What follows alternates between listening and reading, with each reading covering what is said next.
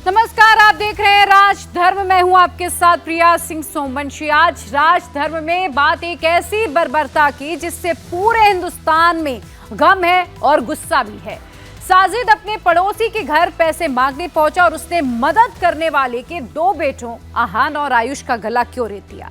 आखिर इन दोनों मासूम ने उनका बिगाड़ा क्या था? हम आपको इस दिल दहलाने वाली वारदात का एक एक डिटेल यहां पर बताएंगे, डिकोड करेंगे और साथ ही ये भी बताएंगे कि कैसे योगी आदित्यनाथ की पुलिस ने हालात पर तुरंत काबू पा लिया, कैसे यूपी की कानून व्यवस्था को बिगाड़ने की साजिश को नाकाम कर दिया गया। लेकिन सबसे पहले आपको इस वारदात से जुड़ा हुआ ताजा अपडेट दे देते हैं। बदायूं की पुलिस ने इस मामले में मुख्य आरोपी साजिद को ढेर कर दिया है। साजिद के भाई जावेद की तलाश जारी है। जावेद और साजिद के पिता बाबू और चाचा कयामुद्दीन को पुलिस ने हिरासत में ले लिया है। उनसे पूछताछ हो रही है कि आखिर इस डबल मर्डर के पीछे की वजह क्या है। फिलहाल कई घंटों बाद भी यह साफ नहीं हो पाया कि इस मर्डर के पीछे की असली वजह क्या रही है। बदायूं के शैतानों की तस्वीर एक बार हम आपको फिर से दिखाएंगे। इनमें से मुख्य आरोपी साजिद वारदात के बाद भाग रहा था। पुलिस ने उसका पीछा किया और इस दौरान साजिद ने पुलिस पर फायरिंग की। जवाबी फायरिंग में साजिद ढेर हो गया, तो वहीं जो दूसरा आरोपी जावेद है वो इस वारदात के बाद से फरार है। बदायूं पुलिस के एसओजी लगातार उसका पीछा कर रही है। जावेद जल्द ही सलाखों के पीछे होगा या तो फिर उसका भी अंजाम साजिद की तरह होगा। लेकिन अभी तक इस पूरे हत्याकांड के पीछे की वजह क्या है ये साफ नहीं हो पाया। आखिर उन दो मासूमों का गला क्यों रेता गया, इसके पीछे का मकसद क्या है, ये जांच का विषय है।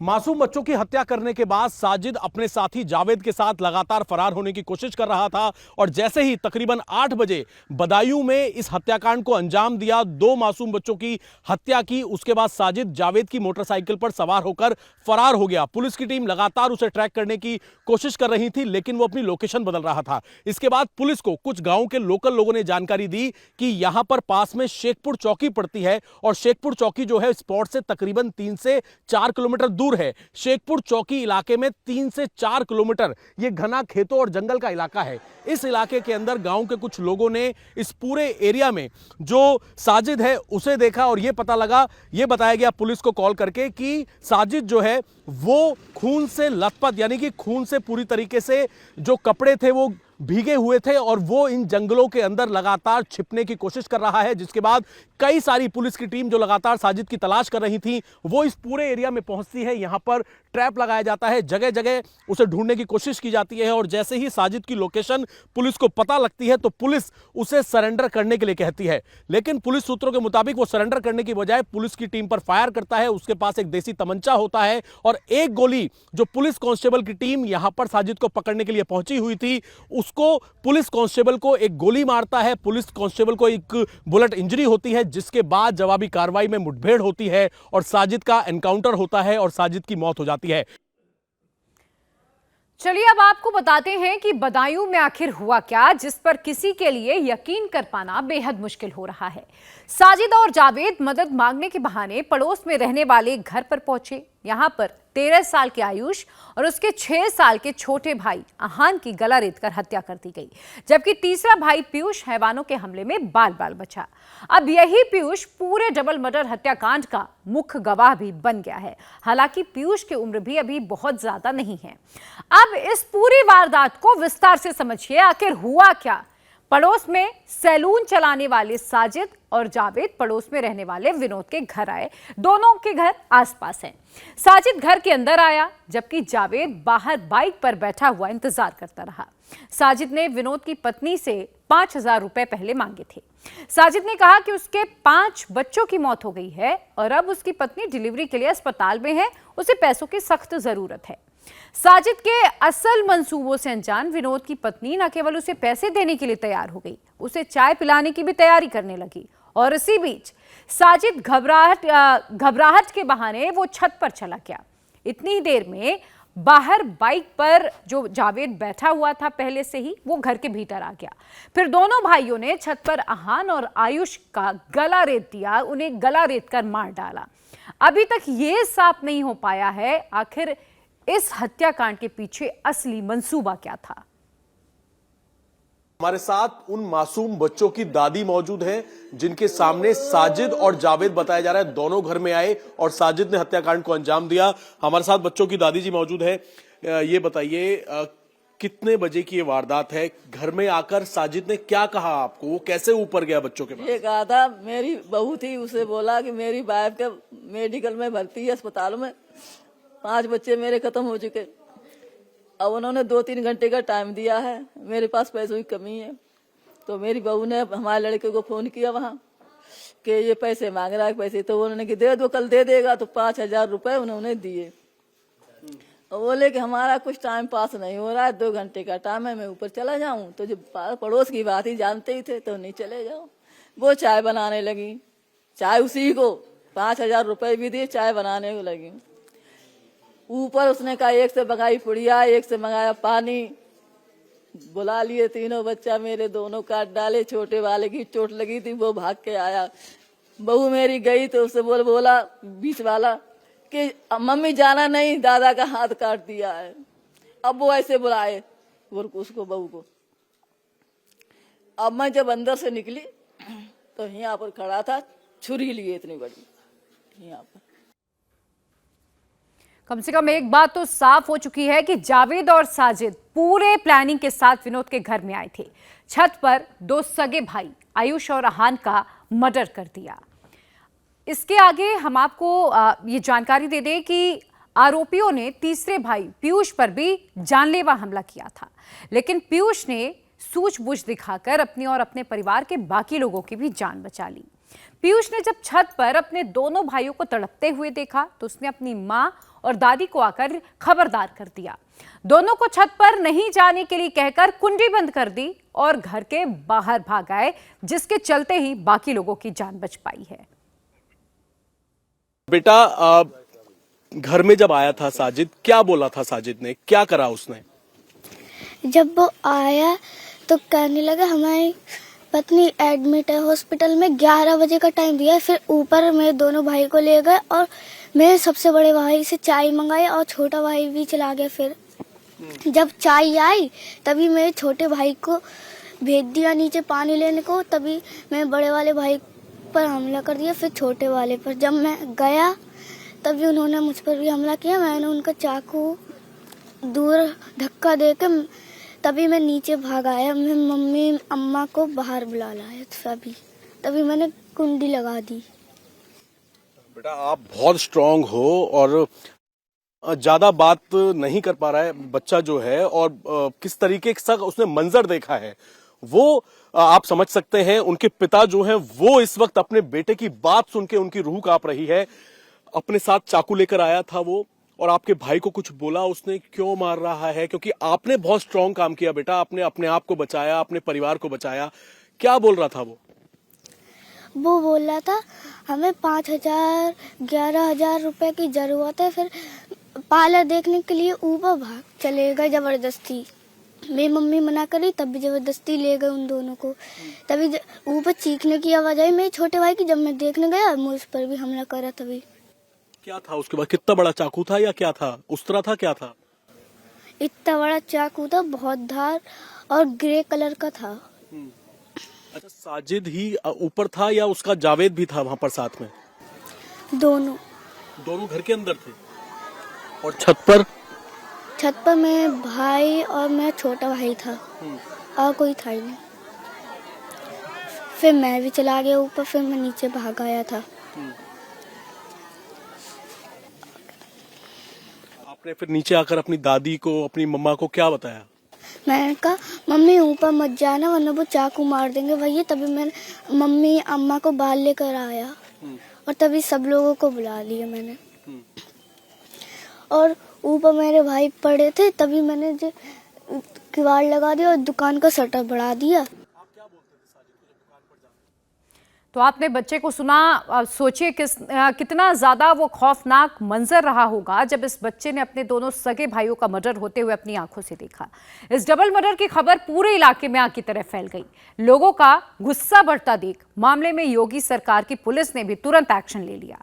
जंगल की ओर भागते हुए आरोपी साजिद को एनकाउंटर में ढेर कर दिया गया है।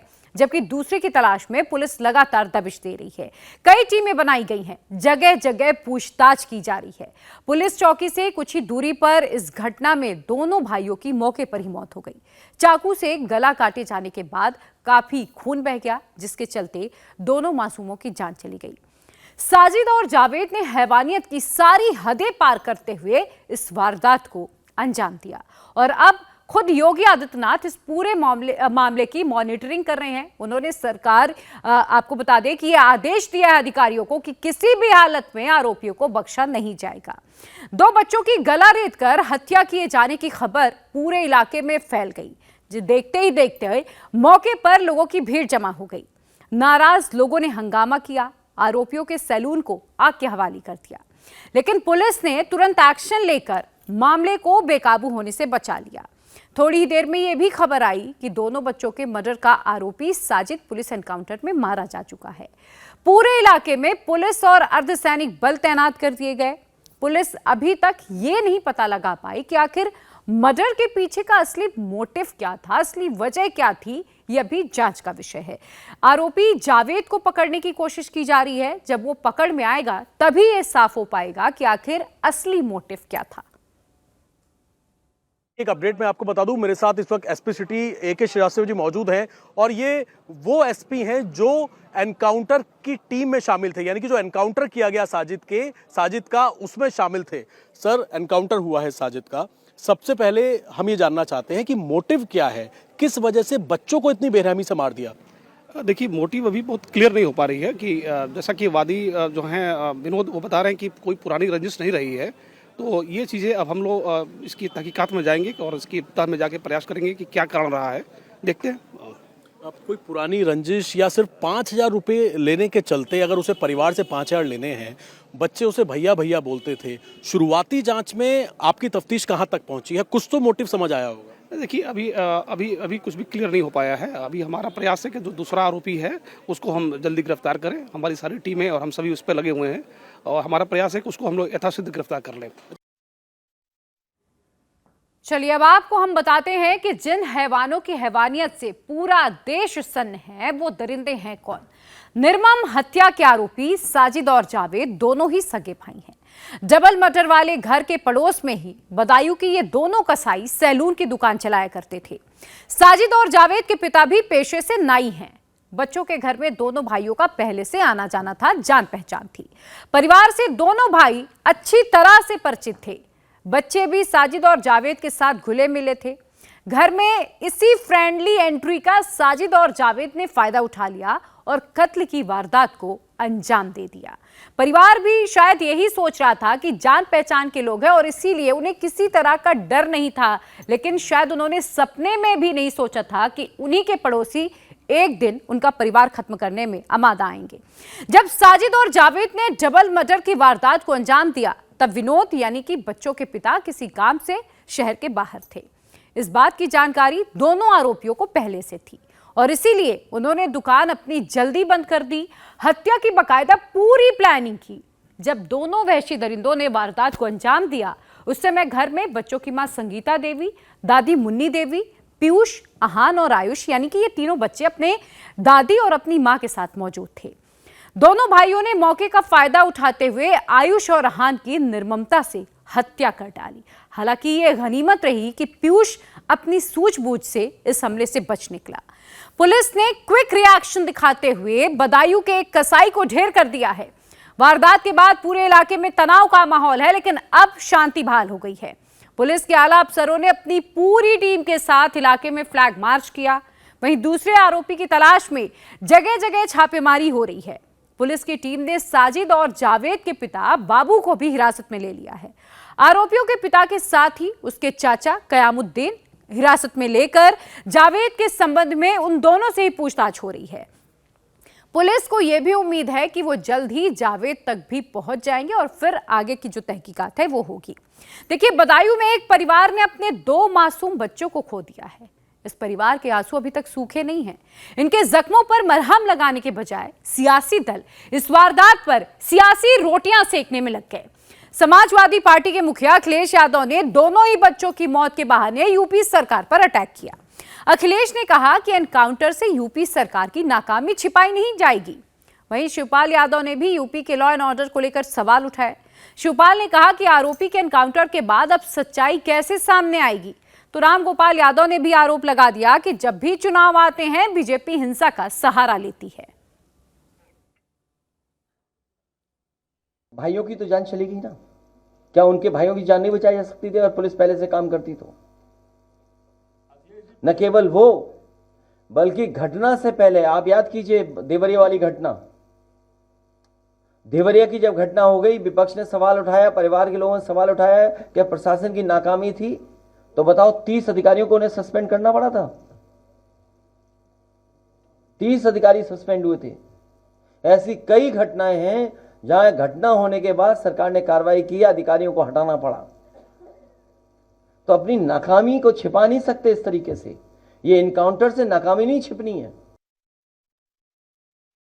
इस सरकार का लाइन ऑर्डर पूरी तरह से फेल है। यूपी सरकार की पुलिस ने तो उसका एनकाउंटर कर दिया आत्मवार, तो फिर कैसे बता रहे हैं? देखिए, जब एनकाउंटर तो कर ही दिया है तो इसकी खुलेगा कैसे? पहले खोलना चाहिए था ये सब। बीजेपी वाले हमेशा चुनाव के वक्त हिंसा करवाते। बीजेपी वाले हमेशा चुनाव के वक्त हिंसा करवाते।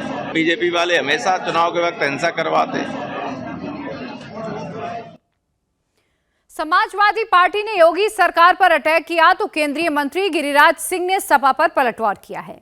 गिरिराज ने कहा कि समाजवादी पार्टी का जनाधार गिर रहा है और इसीलिए वो लोग तरह तरह के आरोप लगा रहे हैं। सुनिए उन्होंने क्या कहा। देखिए,